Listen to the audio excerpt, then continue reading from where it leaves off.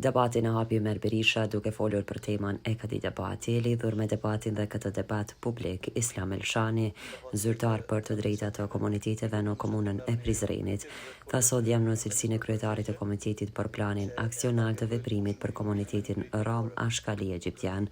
Në nivel lokal është bërë lidhur me këtë rast. Ai tha se qeveria e Kosovës, duke parë gjendjen e këtyre 3 komuniteteve pasi janë më të varfër, ka parapar planin për të implementuar këtë plan veprimi për të integruar në këto 3 komunitete.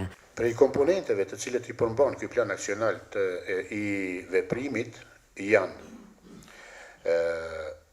banimi, punësimi, shëndetësia, mandej e kemi arsimin dhe si komponent e radhës që është specifik në krahasim me planet aksionale të veprimit në për komuna tjera, kemi edhe kulturën dhe mediat.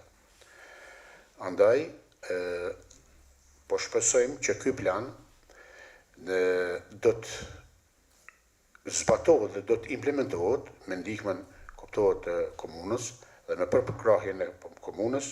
Ky plan i veprimit është 5 vjeçar, sepse në momentin kur është formu grupi punues dhe është diskutuar çështja e planit aksional veprimit, na është thënë që ky plan program duhet të jetë patjetër 3 vjeçar, për arsye se edhe pse është menduar të jetë, domethënë vetëm vitin 2024-2025, por tash 2025 ta ka kalu, domethënë 2024 ta ka kalu, tash e kemi prej vitit 2025 deri në vitin 2028. Do thotë është plan 3 vjeçar.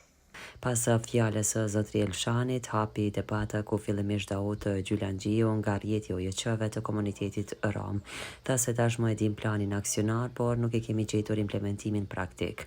A ka ndonjë kod buxhetor për implementim të planit aksional? Planin që ka përmban, edhe pse është raundi i tretë i planit aksional që e ka miratu komuna e Prizrenit, mirë po asnjëherë nuk e kemi gjetë implementimin e saj. Mundësisht në tregoni a ka ndonjë kod buxhetor enkas për planin aksional, apo ndoshta gjithë drejtorit do t'i drejtojnë ndoshta ato komponentet të cilat janë përfshime në planin aksional, apo ndoshta do të ketë një kod buxhetor i cili edhe më herët ka qenë si plan që të hapet kodi buxhetor për implementimin e planit aksional. Bashkim Agashi me këtë rast tha se planet e këtilla kemi pasur edhe më herët. Një pjesë e tyre është zbatuar, kurse pjesa dërmuese vetme po bartet, kurse ai tha se u angazhua dhe lidhur me qendrën kulturore për këto 3 komunitete. Edhe zoti Berisha tha që edhe kryetari do të thotë po don me shty themelimin edhe ndërtimin e një objekti ose renovimin varet si parashihet ku gjendet vendi, do të thotë të qendrës kulturore rome. Që është shumë e mirë dhe është diçka që në asnjë komunë të Kosovës nuk ka ndodhur, do të thotë që të themelohet një qendër e veçantë. Kështu, Prizreni për shumë sene është i pari, do të thotë, sigurisht ka me qenë edhe për këtë. Besoj që duhet parashihet edhe ndërtimi ose themelimi me qujtë, e mandej aktivitete janë ato ndërtimi ose renovimi çka parashihet, do të thotë, i kësaj qendre. Pse?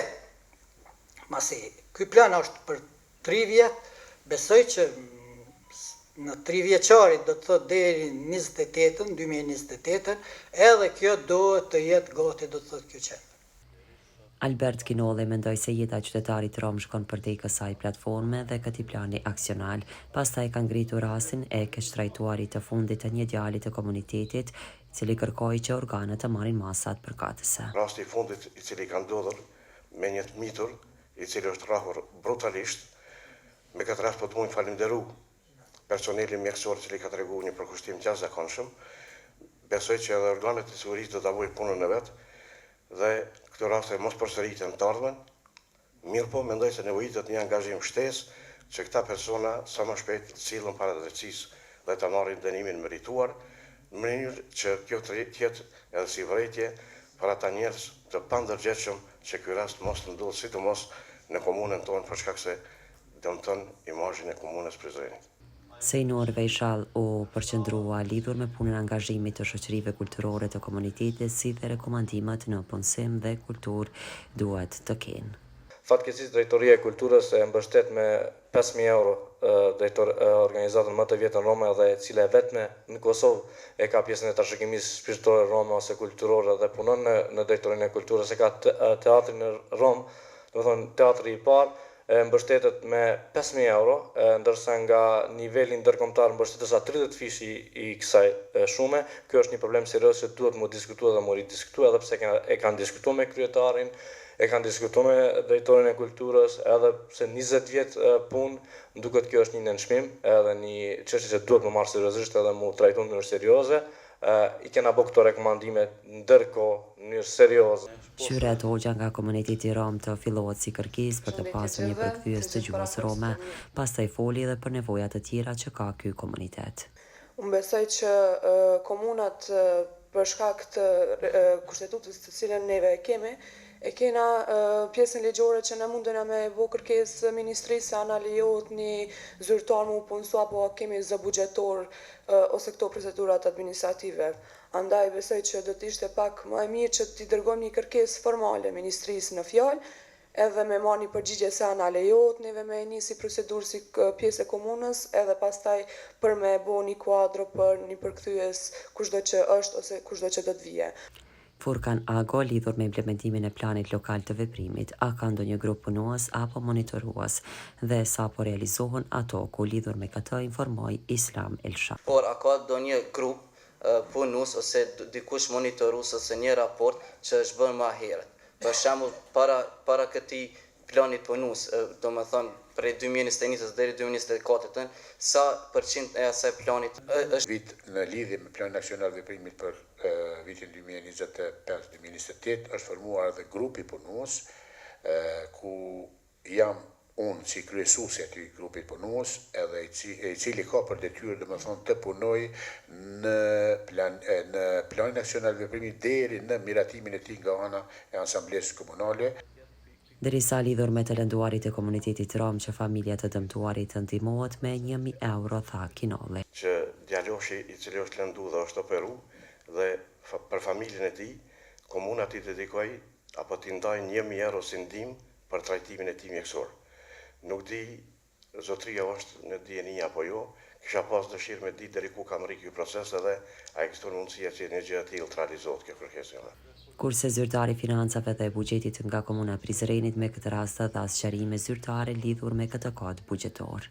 Sa i përket këtij planit dhe impaktin financiar që ka ai plan, nëse i shohim ato vlera, nuk është ndonjë problem që thjesht ta buxhetojmë dhe ta ekzekutojmë si buxhet, si parë.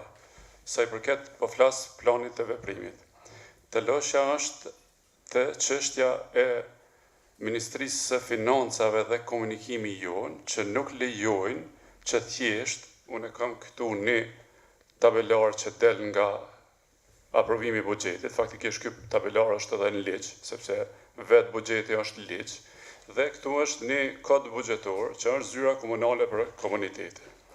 Mbrana këtij kodit buxhetor ka paga ku janë 6 zyrtarë të punësuar, ka mallra që shpenzohen për atë zyre dhe për nevojat e asaj zyre, po thjesht unë sot këtu po jo premtoj që në këtë kod buxhetor do të ketë edhe subvencione që me kërkesat e komunitetit do të mbështeten kërkesat e tyre edhe për subvencione.